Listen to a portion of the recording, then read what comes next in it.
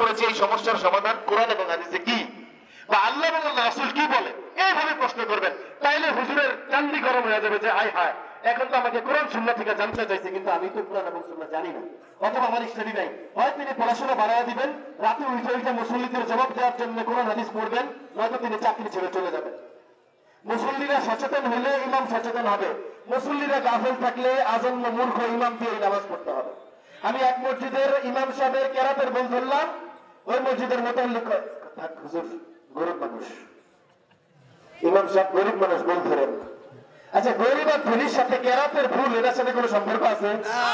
নামাজ ভুল হওয়ার জন্য অন্যতম শর্ত, অন্যতম নামাজ ভাঙার কারণ হচ্ছে নামাজে ভুল হওয়া।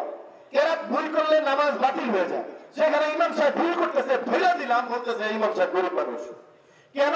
তার কাছে মনে হইলো আসলে ইমাম সাহেব গরিব মানুষ, কিন্তু আমি তো আলেম, আমি তো কেরাত জানি, এই কারণে আমার কাছে মনে হইলো গরিব হোক ধনী হোক, ও যদি এমপির ছেলে হইতো তাহলেও ভুল, ও যদি চকিদারের ছেলে হয় তাহলেও ভুল, এই ইমাম রাখা যাবে।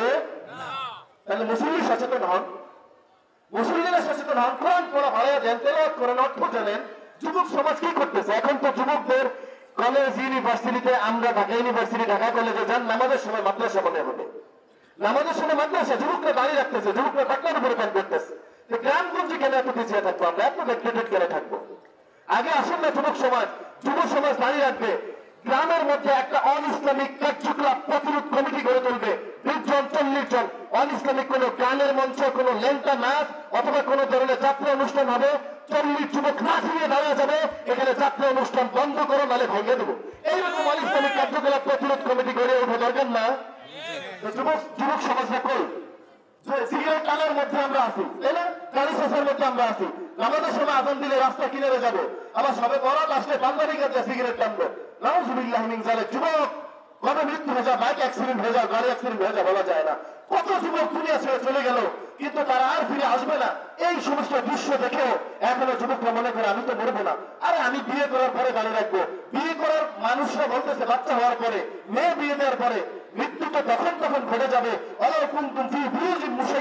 সুদূর দূরকে সেফ হাউসে আপনি থাকলে তো মৃত্যু হয়ে যাবে, কেন ভয় পান না? আপনি মৃত্যুকে ভয় পেয়ে এখনই সোজা হন, এখনই মানি, এখনই।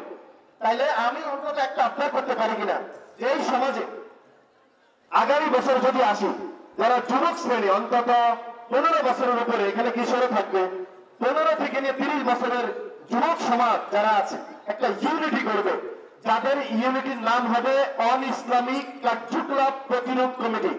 এই দলের নাম দিবে, যেমন রাসূল সাল্লাল্লাহু আলাইহি সাল্লাম 17 বছর বয়সে একটা সংগঠন করেছে, তিনি তখন নবীও হন নাই। সেই সংগঠনের নাম কি? হিলফুল হুজুর। তিনি তখন নবী হন নাই, 17 বছর বয়সে এমন একটা সংগঠন করলেন যে ইহুদিদের এবং খ্রিস্টানদের মধ্যে আউস এবং খাজরাজ গোত্র সবসময় দ্বন্দ্ব লেগে থাকতো। এই দ্বন্দ্ব নিরসনের জন্য এই যুবক সমাজ একটা হিলফুল হুজুর সংগঠন করলেন। তারা বাধা হয়ে দাঁড়াইতো, তারা সমাধান দিয়ে দিত, তারা মারামারি দাঙ্গা হাঙ্গামা করতে দিত না। অতএব এই সমাজে গিয়ে এমন একটা আশা করতে পারি কিনা, অন্তত 20 জন যুবক একটা ইউনিটির মধ্যে আসছে, থানাকেই জানিয়ে রাখবে, থানার ওসি ডিসি যারা আছে তাদেরকে জানিয়ে রাখবে যে আমরা একটা সংগঠন করলাম, অন ইসলামিক কার্যকলাপ প্রতিরোধ কমিটি। অন ইসলামিক কোন কার্যকলাপ হইলে প্রথমে আমরা থানাতে জানাবো, থানা ব্যবস্থা নেবে, নাহলে আমরা নিজের হাতে ব্যবস্থা নেব। এরকম যুব সমাজ কি ইউনিটি হতে পারে? ভাই আপনারা কি হতে পারেন না? আরে যুব শ্রেণী তো পুরো রাষ্ট্র চেঞ্জ করে দিল, পুরো রাষ্ট্রটাকেই তো বদলে দিল যুবক শ্রেণী, নাকি? একটা সমাজ বদলানো যাবে না? ল্যাংটা গান, এই যে ল্যাংটা গানের অনুষ্ঠান, যাত্রা পালা, এটা কি ইসলামী? গান বাদ্য কি ইসলামী হালাল?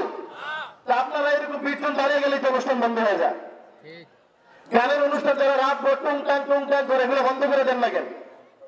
আর কি করবেন? তাই না? এরকম 20 জন যুবক হলেই তো হয়। আমার একটা আবদার, আপনারা এরকম একটা কমিউনিটি করবেন, ইউনিটি করবেন, এবং পরে কখনো যদি আপনাদের অঞ্চলে আসে, আমি মিজান ভাই এবং আমাদের শাহজাহান যে